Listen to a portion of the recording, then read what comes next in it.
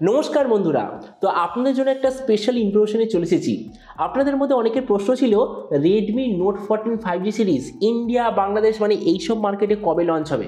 তো আমার কাছে ইনফরমেশন এসে গেছে 26শে ডিসেম্বর এটা ইন্ডিয়ান মার্কেটে প্রথমে লঞ্চ হবে, তারপর এটা বাংলাদেশ, পাকিস্তান এইসব মার্কেটে লঞ্চ হবে। এবার 26শে ডিসেম্বর যে লঞ্চ হচ্ছে এর প্রথম সেল শুরু হবে ওই জানুয়ারির ফার্স্ট উইকের আশেপাশে। তো এই জন্য এই ভিডিওতে আমরা ডিসকাস করবো এই যে পুরো Redmi Note 14 সিরিজের মধ্যে যে প্রথম ডিভাইস যেটা নাম হলো Redmi Note 14 5G।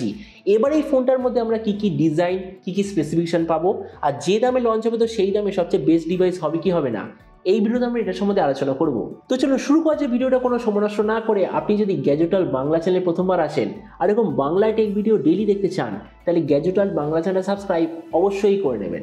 তো প্রথম আমরা আলোচনা করবো এই স্মার্টফোনটার ডিজাইন সম্বন্ধে।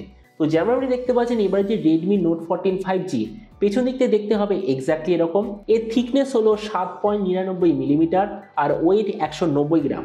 এর পেছন দিকে আপনি পাবেন প্লাস্টিকের কভার, সাইডেও আছে প্লাস্টিকের ফ্রেম, আর সববারের মতো ফোনটা আপনি মাল্টিপল কালারে দেখতে পাবেন। ডিসপ্লের দিক থেকে এতে আপনি পাবেন 6.67 inch full HD plus 120 hertz 10 bit AMOLED display, যেটার সঙ্গে 240 হার্জের টাচ সামিং রেট, 1920 হার্জের পিডালোডিমিং রেট, 2100 নিটসের brightness, 20:9 aspect ratio, 94% screen to body ratio.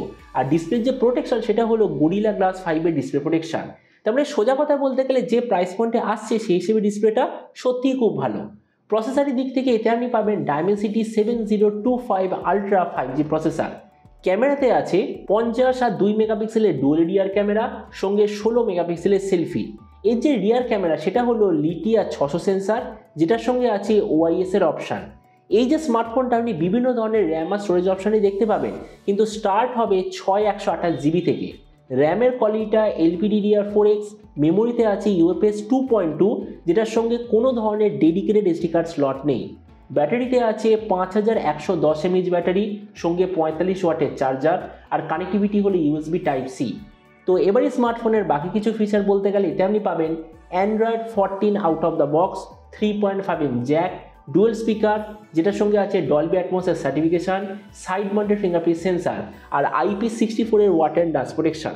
আর এর OS আপডেট সাইকেলের দিক থেকে বলতে গেলে এতে আপনি পাবেন 2 বছরের মেজর OS আপডেট আর 3 বছরের সিকিউরিটি আপডেট।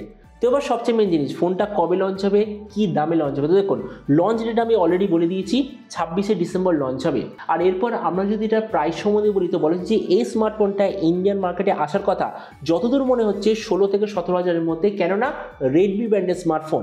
আর সেম স্মার্টফোনটা রিব্র্যান্ড হয়ে পোকোর আন্ডারে 15,000 বা 15,000 নিচে লঞ্চ হবে। আর আপনি যদি ভিডিওটা বাংলাদেশ থেকে দেখে থাকেন তো বাংলাদেশে লঞ্চ হওয়ার কথা যতদূর মনে হচ্ছে ওই 27 থেকে 28 হাজার বাংলাদেশি টাকার আশেপাশে। তো এবার সব ভিডিওর মধ্যে আপনাকে জানাবো এই যে স্মার্টফোনটা যে আসতে চলেছে এটা কি প্রাইস পয়েন্টের মধ্যে সবচেয়ে ভালো, নাকি এর চেয়ে বেটার অন্য কোনো স্মার্টফোন অ্যাভেলেবেল আছে। দেখুন, আমরা যদি এই মুহূর্তে এই প্রাইস পয়েন্টে দেখি তো আমি বলবো নার্জো 70 টার্বো বলে একটা দারুণ স্মার্টফোন 15,000-এ অ্যাভেলেবেল আছে। তো আমরা যদি নার্জোর ফোনটার সঙ্গে কম্পেয়ার করি, প্রথমত ডিসপ্লে এই দিক থেকে আমি বলবো রেডমি হবে বেটার, কেননা রেডমিতে আছে 10 বিট প্যানেল, নার্জোতে আছে 8 বিট প্যানেল। তো এই জন্য ডিসপ্লে দিক থেকে রেডমি বেটার। প্রসেসর এই দিক থেকে তো নো ডাউট নার্জো বেটার, কেননা নার্জোতে আছে Dimensity 7300, সেখানে রেডমিতে কি আছে Dimensity 7025 আলট্রা। তো এই জন্য প্রসেসরের দিক থেকে ডেফিনেটলি নার্জো বেটার। ক্যামেরা এই দিক থেকে নো ডাউট রেডমি বেটার, কেননা রেডমিতে আছে ব্র্যান্ডেড লিথিয়া 600 সেন্সার, তার সঙ্গে আবার OIS এর অপশান। এটা পুরোটা নার্জোতে মিসিং আছে, মানে নার্জোতে আপনি OIS দেখতে পাবেন না, কোনো ব্র্যান্ডেড কোম্পানির তরফ থেকে সেন্সার দেখতে পাবেন না।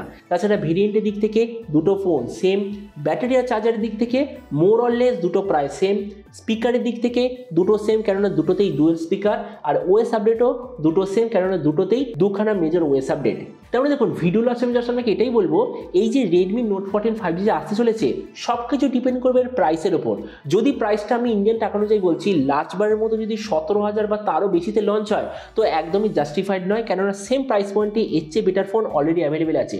যদি এটা বাই চান্স 15,000 বা 16,000 আশেপাশে লঞ্চ হয় তো one of the best 5G smartphone definitely এটা হয়ে যাবে। তো এবার আপনি যে কোনো সময় অবশ্যই জানাবেন যে এই যে রেডমির তরফ থেকে নতুন স্মার্টফোন যে আসতে চলেছে তো আপনি কি এই দামে এটা নিতে চান, নাকি অন্য কোনো স্মার্টফোন আপনি চুজ করতে চান। এটা সম্বন্ধে নিশ্চয় কোনো বলতে আমাকে একদমই ভুলবেন না। তো চলুন দেখা হবে আমি কোনো একটা টেক ভিডিওতে। Till then stay tuned and always remember, think positive, be positive. Thank you.